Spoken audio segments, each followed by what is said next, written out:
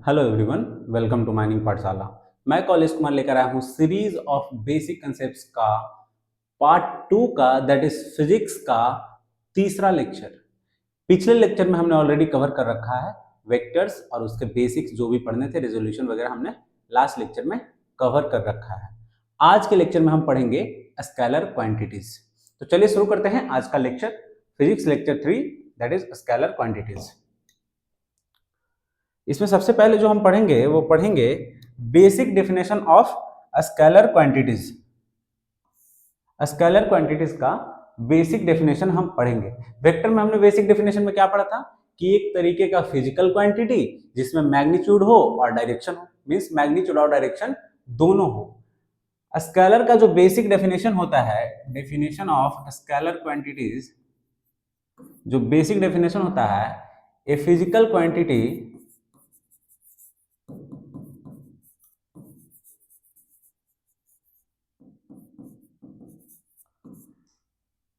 which only have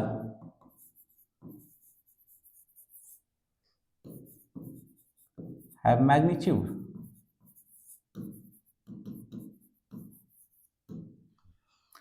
इसमें सिर्फ और सिर्फ मैग्नीट्यूड होता है, इसमें डायरेक्शन नहीं होता है। जब हम वेक्टर प्रोडक्ट पढ़ रहे थे, जब वेक्टर में जब हम क्रॉस प्रोडक्ट पढ़ रहे थे और डॉट प्रोडक्ट पढ़ रहे थे, तो वहां पे हमने एक टर्म यूज किया था डॉट प्रोडक्ट के लिए, स्केलर प्रोडक्ट। क्योंकि जब दो वेक्टर को जब डॉट प्रोडक्ट लेते हैं तो वहां से जो रिजल्ट आता है वो एक स्केलर रिजल्ट आता है, इसीलिए उसको बोलते थे स्केलर प्रोडक्ट। तो वो सिर्फ स्केलर को आप इस तरीके से समझ सकते हो कि सिर्फ वहां पे मैग्नीट्यूड का फंडा है, वहां पे डायरेक्शन का लोचा नहीं है।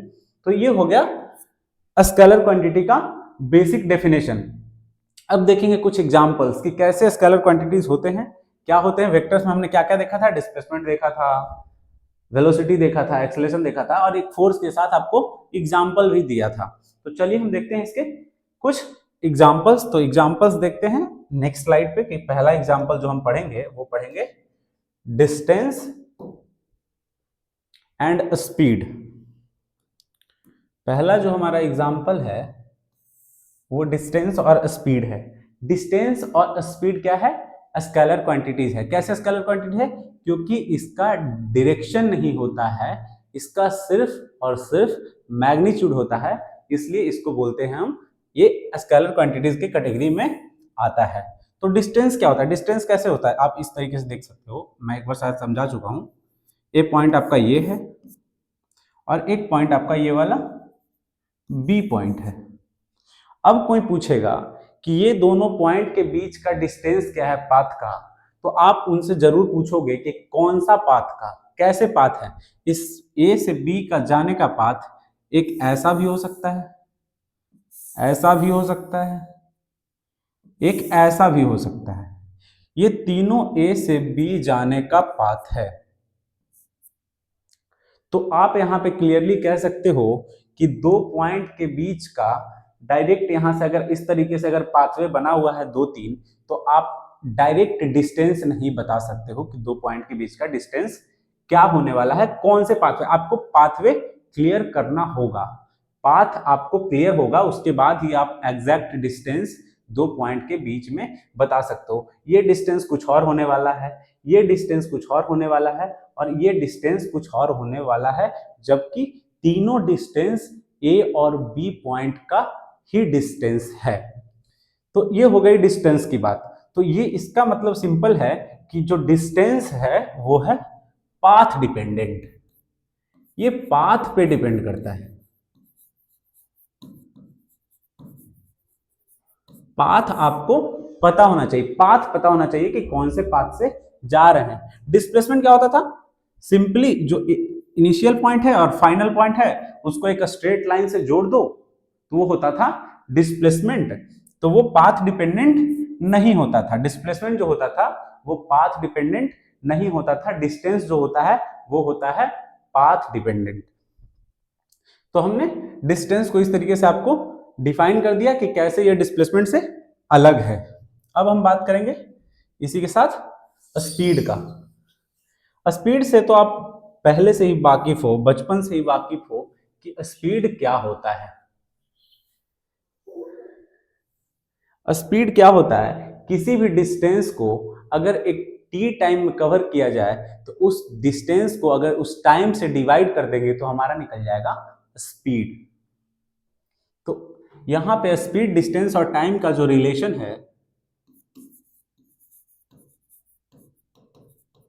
Relation between speed and distance, relation सीधा लिख देते हैं क्योंकि ऊपर में स्पीड और डिस्टेंस ऑलरेडी लिखा हुआ है। तो रिलेशन है वो ये है कि distance is equal to speed into time. ये आपको समझ में आता होगा कि एक गाड़ी 10 किलोमीटर प्रति घंटे की रफ्तार से जा रही है तो 5 घंटे में 50 किलोमीटर तय करेगी, क्योंकि 10 इंटू 5 दैट इज 50। तो ये हो गया डिस्टेंस, स्पीड और टाइम का रिलेशन। अब बात करेंगे स्पीड में ही, बात करेंगे हम कि स्पीड भी अलग अलग टाइप का होता है। क्या अलग अलग टाइप का होता है? एक आपने पढ़ा होगा एवरेज स्पीड,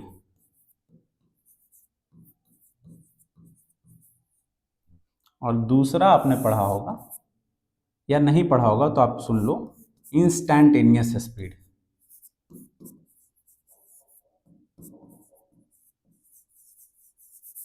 इंस्टैंटेनियस स्पीड और एवरेज स्पीड। एवरेज स्पीड क्या होता है कि एक टोटल ड्यूरेशन में जितना डिस्टेंस कवर किया गया है उस डिस्टेंस को, उस टोटल ड्यूरेशन जो हमारा टाइम टी है उससे अगर डिवाइड कर देंगे, इसका जो होता है एवरेज स्पीड का जो फॉर्मूला होता है V average is equal to total distance covered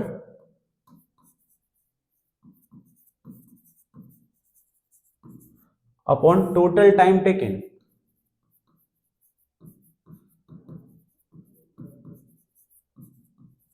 that is delta T, capital D.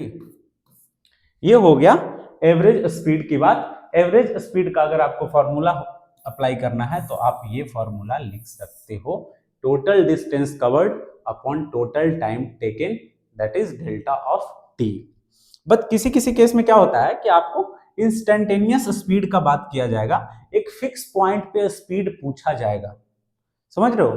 तो इसको, इसमें जो एक कॉन्सेप्ट है, एक जो इसका इंपॉर्टेंट कॉन्सेप्ट है वो है, वो हम पढ़ेंगे जब डिफरेंशिएशन पढ़ेंगे,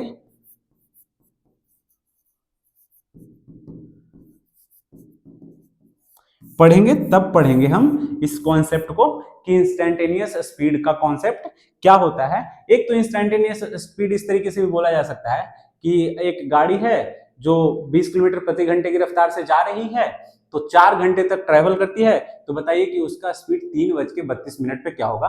तो ये तो सिंपल, आप इजीली बता सकते हो कि जो स्पीड इनिशियल में था वही रह जाएगा, किलोमीटर पर आवर। बट आपको कुछ ऐसा इक्वेशंस दिया जाएगा, जो डिस्टेंस कवरिंग का जो इक्वेशन रहेगा वो वेरिएबल रहेगा टाइम के साथ। तो आपको इंस्टैंटेनियस स्पीड निकालने के लिए डिफरेंशिएशन वगैरह का यूज करना पड़ेगा। जैसे कि आप मान लो कि आपका एक जो डिस्टेंस कवरिंग है डी, उसका इक्वेशन दिया हुआ है 3t³ प्लस 2t+4। सपोज करो कि ये आपका इक्वेशन दिया हुआ है, डिस्टेंस का रिलेशन दिया हुआ है टाइम के साथ।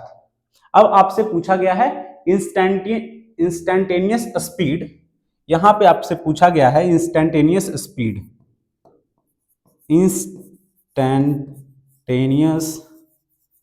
Speed at t = 3 second.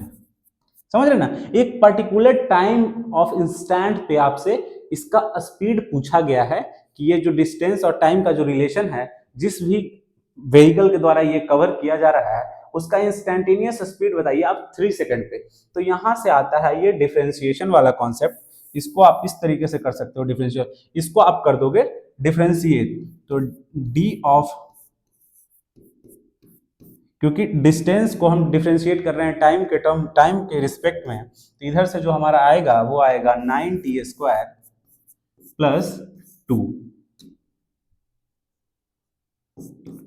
2 ये हो गया आपका इंस्टैंटेनियस स्पीड। किस सेकंड पे पूछा गया है? तो 3 सेकंड पे पूछा गया है। तो यहाँ पे t का वैल्यू 3 पुट कर देंगे, तो यहां से जो वैल्यू निकल के आएगा वो आएगा 9 t का स्क्वायर 3 का square that is 9 plus 2 that is 9 into 9 that is 81 plus 2 that is 84 metre per second. अगर ये सारा डेटा ऐसा यूनिट में दिया हुआ है तो जो आंसर आ जाएगा इस तरीके से इंस्टेंटेनियस स्पीड का वो आ जाएगा 84 मीटर पर सेकेंड। ये कहां से आया? ये डिफरेंशिएशन के कॉन्सेप्ट से आया है। इस पे मैं ज्यादा फोकस करूंगा जब मेरा मेन संकल्प बैच का कोर्स स्टार्ट होगा 1 अप्रैल से, उसमें इसको हम डिटेल में कवर करेंगे इंस्टेंटेनियस स्पीड वाले पार्ट को। ऐसे कई सवाल गेट ने पूछा है और आगे भी आने का ऐसे सवाल का बहुत उम्मीद है। अब चलते हैं, हमने इसमें देख लिया एवरेज स्पीड तो लगभग सबको निकालना आता होगा, total distance divided by total time. Instantaneous speed में इस तरीके के कॉन्सेप्ट पे सवाल पूछे जाते हैं तो आप इस तरीके से उसको सॉल्व कर सकते हो। तो हमने कवर कर लिया डिस्टेंस एंड स्पीड। चलते हैं अगले स्लाइड पे। अगला जो हमारा स्लाइड है वो है वर्क का। ये भी एक स्केलर क्वांटिटी ही है, ये भी क्या है? एक स्केलर क्वांटिटी ही है। इसका जो बेसिक डेफिनेशन है आप लिखना चाहो तो लिख लो कि the transfer of energy to और from a body, force working on it, the transfer of energy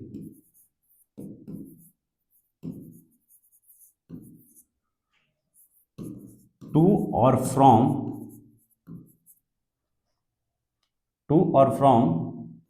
a object or body,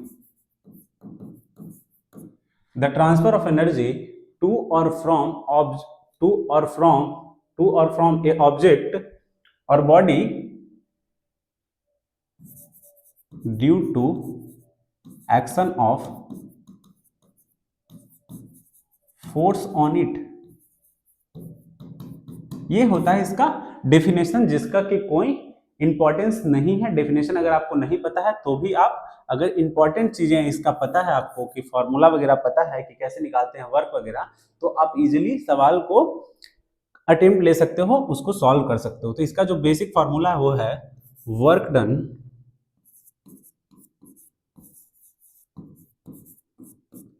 सीधा आपने बचपन में पढ़ा होगा, 9th क्लास में पढ़ा होगा कि फोर्स इनटू डिस्प्लेसमेंट, लेकिन जो रियल डेफिनेशन है वो एफ डॉट डी। ये डिस्प्लेसमेंट वेक्टर है, फोर्स वेक्टर है। यहां पे डॉट प्रोडक्ट लेते हैं तो इसको आप इस तरीके से लिख सकते हो, mod of F vector into mod of displacement vector into cos of theta, जहां थीटा जो है वो डिस्प्लेसमेंट और फोर्स वेक्टर के बीच का एंगल है। तो ये हो गया वर्क डन की बात। इसको कई लोग फोर्स इंटू डिस्प्लेसमेंट लिख देते हैं, फोर्स का मैग्नीट्यूड इंटू डिस्प्लेसमेंट का मैग्नीट्यूड लिख देते हैं। ये किस केस में लिखते हैं? ये सिर्फ और सिर्फ एक केस के लिए वैलिड है, जब फोर्स एंड डिस्प्लेसमेंट वेक्टर जो है, force and displacement are parallel. ये पैरेलल का सिंबल है। ये डायरेक्ट फोर्स और डिस्प्लेसमेंट को जब हम कब मल्टीप्लाई करते हैं? जब फोर्स का एप्लीकेशन डिस्प्लेसमेंट के डायरेक्शन में ही हो। जैसे कि आप मान के चलो कि यहां पे एक ऐसे स्टूल रखा हुआ है या बॉक्स रखा हुआ है, उसको मैं ऐसे ढकेल रहा हूं, पुश कर रहा हूं। जब ऐसे पुश कर रहा हूं तो इसका जो डिस्प्लेसमेंट होगा वो सामने की ओर होगा, फोर्स भी सामने की ओर लगा है। तो क्या हो जाएगा, यहां पे हम इस केस में डायरेक्ट मल्टीप्लाई कर सकते हैं मैग्नीट्यूड ऑफ फोर्स और को मैग्नीट्यूड ऑफ डिस्प्लेसमेंट से। तो इस तरीके से आ जाएगा। किसी किसी केस में क्या होगा, जैसे कि आपको इंक्लाइंड प्लेन वाला जब हम रिजोल्यूशन ऑफ वेक्टर पढ़ रहे थे तो वहां पे बताया था, अगर ये ब्लॉक है और इस तरीके से स्लाइड कर रहा है तो जो ग्रेविटी, जो mg का जो वर्क डन होगा वो डायरेक्ट mg इंटू डिस्प्लेसमेंट नहीं होगा, क्योंकि फोर्स का डायरेक्शन आपका जो है, mg का जो डायरेक्शन है वो डाउनवर्ड है और डिस्प्लेसमेंट का जो डायरेक्शन है वो इस डायरेक्शन में है।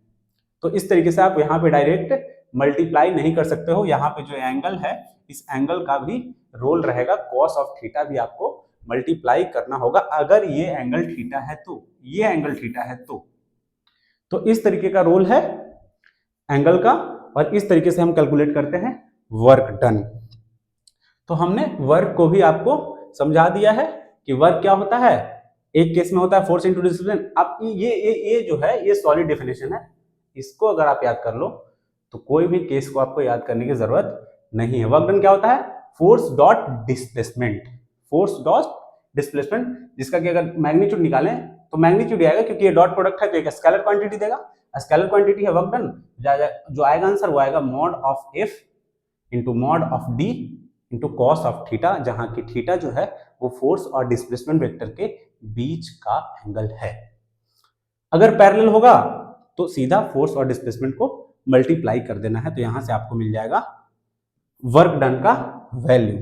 तो ये हमने कवर कर लिया है वर्क डन को भी। अब चलते हैं नेक्स्ट स्लाइड पे।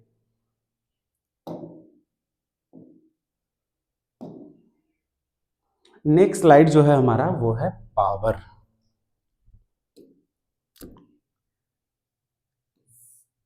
पावर, इसका भी डेफिनेशन का बात नहीं करेंगे, डेफिनेशन उतना इंपॉर्टेंट नहीं है, आपको सीधा सीधा फॉर्मूला आना चाहिए कि कैसे पावर निकालते हैं। तो जो पावर का जो सिंपल फॉर्मूला होता है, अगर इसके दो तीन फॉर्मूले होते हैं, अगर हम मैकेनिक्स की बात करें, सीधा सीधा मैकेनिक्स अगर देखें या मशीनरी बात कर सकते हो आप कि मशीनरी, तो उसमें जो आप पावर का जो फॉर्मूला पढ़ते हो, इसको मैं इस तरीके से लिख रहा हूं, ये सही रहेगा कि नहीं? अच्छा इसको हटाओ, आप इस तरीके से लिखो, ये पावर का सिंबल मैं ऐसे पी को टोपी इधर से दे रहा हूं। ये ऐसा क्यों दे रहा हूं? क्योंकि प्रेशर भी आता है तो उसका भी सिंबल पी से ही देना पड़ता है, इसलिए इसको थोड़ा यूनिक बनाते हैं। तो ये हो गया पावर। पावर होता क्या है? एक इसका फॉर्मूला होता है एफ डॉट वी, एक हो गया फॉर्मूला इसका एफ डॉट वी। पिछले केस में पढ़ा क्या पढ़ा था?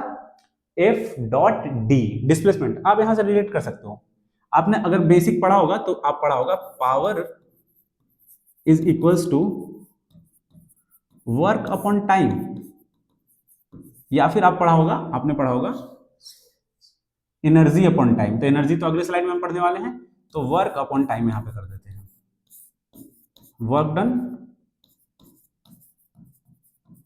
Divided by time taken. तो वर्क डन जो होता था वो क्या होता था? वर्क डन जो होता था वो आता था F dot displacement.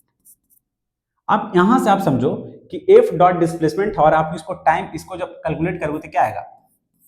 Mod F mod D, जैसा कि पिछले स्लाइड में हमने बताया था, कॉस ऑफ थीटा। अब ये टाइम को इससे यहां भी डिवाइड करना है टाइम टी, और यहां भी डिवाइड करना है टाइम टी। क्या डिस्प्लेसमेंट बाई टाइम जो होगा, क्या वो वेलोसिटी हो जाएगा?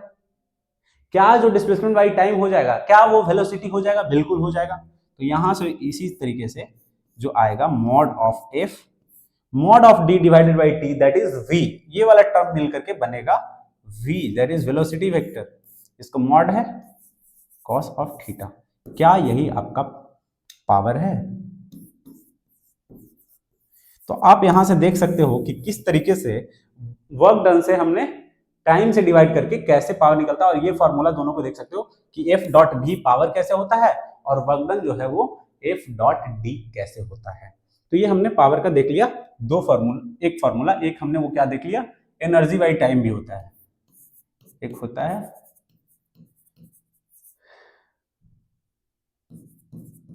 एनर्जी डिवाइडेड बाई टाइम, ये हो गया एक दूसरा फॉर्मूला। और फॉर्मूला क्या पढ़ेंगे? और पढ़ते हैं हम इसमें पावर का एक और जो फॉर्मूला होता है वो होता है टॉ ओमेगा। यहाँ पे टॉ जो है आपका टॉर्क है, टॉर्क। टॉर्क जिनको नहीं पता है घबराने की कोई बात नहीं है, टॉ जिनको नहीं पता है घबराने की कोई बात नहीं है। इंजीनियरिंग मैकेनिक्स में इसको हम डिटेल में पढ़ेंगे, टॉर्क को और ये ओमेगा को, जब हम उसमें कवर कर रहे होंगे एक टॉपिक सर्कुलर मोशन, तो वहां पे हम ओमेगा को कवर करेंगे और टॉर्क को भी हम कवर कर लेंगे इंजीनियरिंग मैकेनिक्स में। तो अगर आप इसको लिखना चाहो तो आप लिख सकते हो, नहीं लिखना चाहो तो इसको स्किप करो, क्योंकि मैं इंजीनियरिंग मैकेनिक्स में इस चीज को कवर करूंगा। तो ये हो गई बात पावर की, कि ये हो गया एफ डॉट भी, ये हो गया इस तरीके से, इस तरीके से, इस तरीके से, इस तरीके। तो आप सोचोगे इसका यूज क्या आता है? और भी यूज आता है इसका। इस तरीके से इसका यूज आता है कि आपने घर में, जैसे कि आता है तो आपने घर में बिजली बिल आता है, तो आप सुने होंगे कि इतना यूनिट बिजली बिल उठा है, तो उस यूनिट का मतलब क्या है? इसको समझाता हूँ मैं अभी। इसको मैं इरेज कर देता हूँ, अगर आप लिख लिए होंगे तो मैं इसको इरेज कर देता हूँ कि उस जो एक यूनिट है, गेट 2025 में तो इस पे सवाल भी आया है पावर पे बेस्ड, जो आप सुनते हैं घर में कि 1 यूनिट बिजली हो गया, 1 यूनिट बिजली।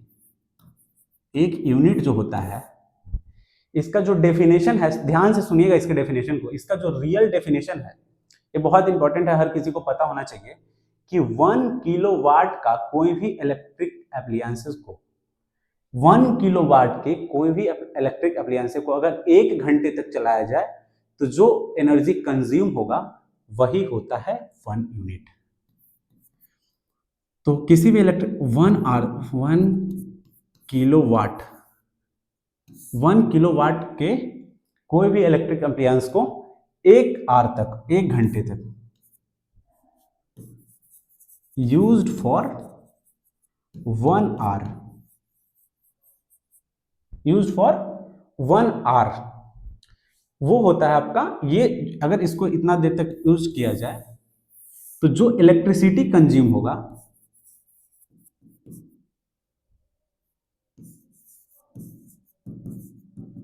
इलेक्ट्रिसिटी कंजप्शन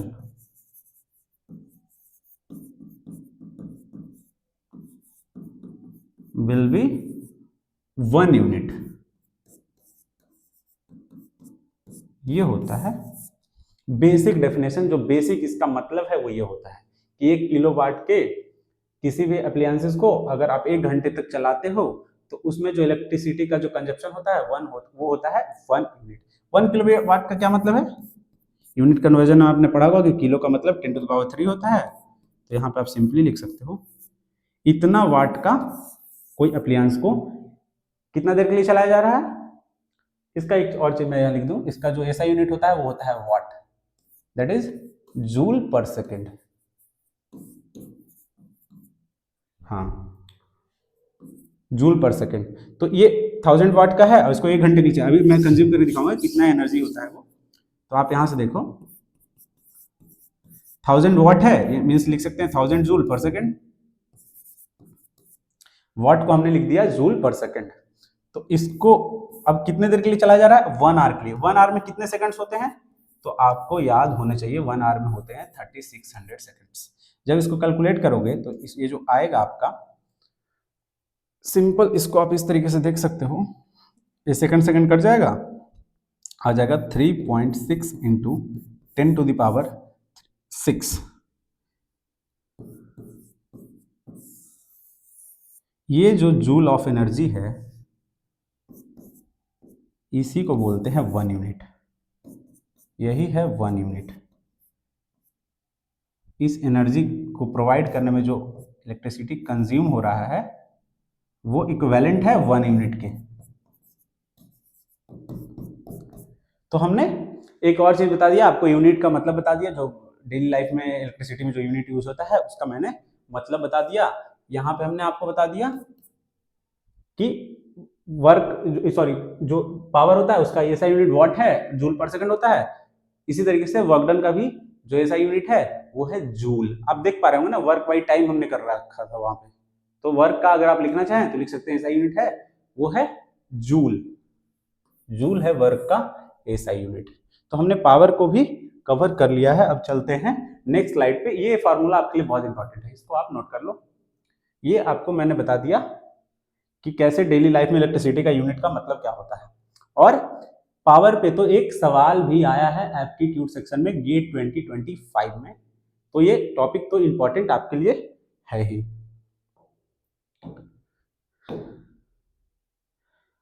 हमारा जो इसमें एक टॉपिक छूट गया वो छूट गया एनर्जी। आपको घबराने की बात नहीं है। एनर्जी सिमिलर एज जैसा कुछ होता है। Capacity to do work is known as energy. Energy का डेफिनेशन है, तो उसको आप लिखना चाहो तो लिख लो, नहीं तो उसको इंजीनियरिंग मैकेनिक्स में अच्छे से कवर करेंगे। या तो इसको देख लेते हैं उसके बाद देखते हैं, तो अगर होता है तो कवर कर लेते हैं। डेंसिटी क्या होता है? डेंसिटी जैसे ही आता है तो आपके दिमाग में आता होगा मास बाई वॉल्यूम, जो कि बिल्कुल ही सही है। सीधा इसका हम फॉर्मूले से बात करें, डेंसिटी का जो वो होता है सिंबल होता है वो होता है रो, और ये होता है मास डिवाइडेड बाई वॉल्यूम। ये तो हो गया जनरल डिफिनेशन। अब डेंसिटी भी कई तरीके के पढ़ोगे। जब आप रॉक मैकेनिक्स पढ़ोगे वहां पे आप पढ़ोगे grain density, solid density, bulk density, इस तरीके के और भी 2-3 डेंसिटी आप वहां पे पढ़ोगे। तो मास बाई वॉल्यूम हो गया डेंसिटी। जब आप रॉक मैकेनिक्स, मैं थोड़ा थोड़ा आपको बता दूं कि सॉलिड डेंसिटी, उसमें वहां पे टर्म जो आपको मिलेगा वो आप अभी नोट कर लो। सॉलिड डेंसिटी, ग्रेन डेंसिटी,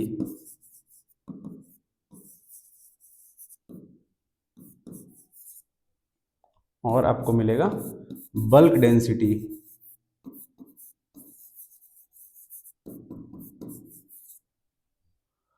ये सारी चीजें आपको, और वहां पे भी और भी 1-2 तरीके का डेंसिटी मिलेगा। आप कभी कभी आप सुने होंगे रिलेटिव डेंसिटी।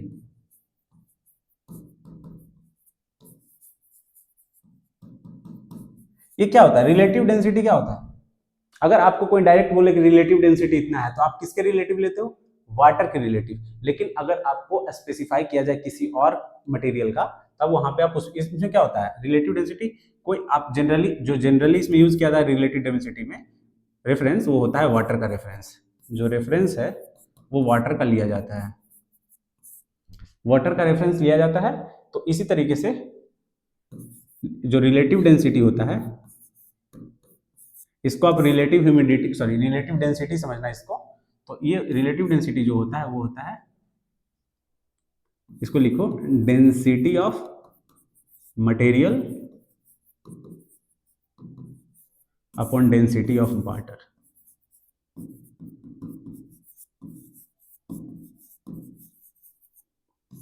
ये होता है रिलेटिव डेंसिटी। अगर आपको बोला जाए कि रिलेटिव डेंसिटी जो वाटर के रिस्पेक्ट में है, तो ये होता है। फिर आप और टर्म सुने होंगे, स्पेसिफिक ग्रेविटी।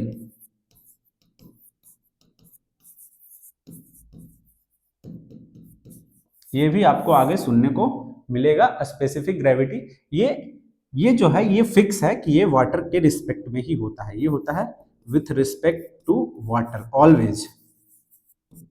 रिलेटिव डेंसिटी में तो आपको बोला जा सकता है कि relative density with respect to, क्या बोलते हैं उसको, Hg, mercury. With respect to mercury भी दिया जा सकता है, बट जो स्पेसिफिक ग्रेविटी होता है ये केवल और केवल विथ रिस्पेक्ट टू वाटर होता है। तो इसमें अगर हम बात करें specific gravity with respect to water में, तो सिंपल आपको इस तरीके से देगा कि रिलेटिव जो स्पेसिफिक ग्रेविटी है वो है 2.1। इससे आप क्या समझते हो? अगर ये आपको 2.1 दिया रहेगा तो आप सिंपल इससे ऐसे समझो कि density of material upon density of,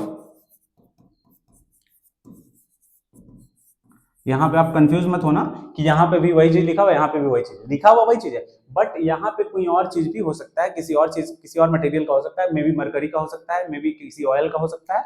तो ये रिलेटिव जिस रिलेटिव में दिया रहेगा उसको आप चेंज करके यहाँ पे लिख सकते हो कि किसी और के रिलेटिव में भी ये हो सकता है, बट जो स्पेसिफिक ग्रेविटी है वो always with respect to water होता है, इसलिए ये चीज जो है वो फिक्स है। तो density of material density of water, तो आप मान के अगर आपको इस तरीके से दिया हुआ है कि 2.1 है, तो डेंसिटी ऑफ वाटर तो हमको पता है, रो ऑफ वाटर जो होता है वो होता है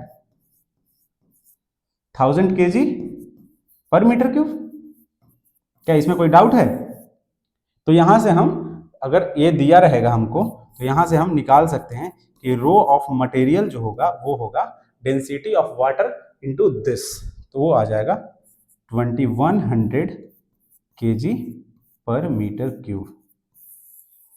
यहां से आप देख पा रहे होगे कि इस डेंसिटी ऑफ वाटर को इधर स्पेसिफिक ग्रेविटी में ला करके, ये डिवाइड नहीं है, यहां भी इसको आप डिवाइड मत समझ लेना, ये जो है वो विथ रिस्पेक्ट टू वाटर है, ये विथ रिस्पेक्ट टू वाटर है, और इसकी जो वैल्यू है वो 2.1 है। तो यहाँ पे सिंपल डेंसिटी ऑफ वाटर से इसको मल्टीप्लाई कर देंगे तो हमारा डेंसिटी ऑफ मटेरियल आ जाएगा। तो हमने डेंसिटी को भी बता दिया। ये सारे टर्म को आप लिख सकते हो भी, जब रॉक मैकेनिक्स पढ़ेंगे तो ये सारी चीजें आएंगी वहां पे। तो आज का लेक्चर हमने कंप्लीट कर लिया है, जिसमें हमने कवर कर लिया है scalar quantities, basics of scalar quantities.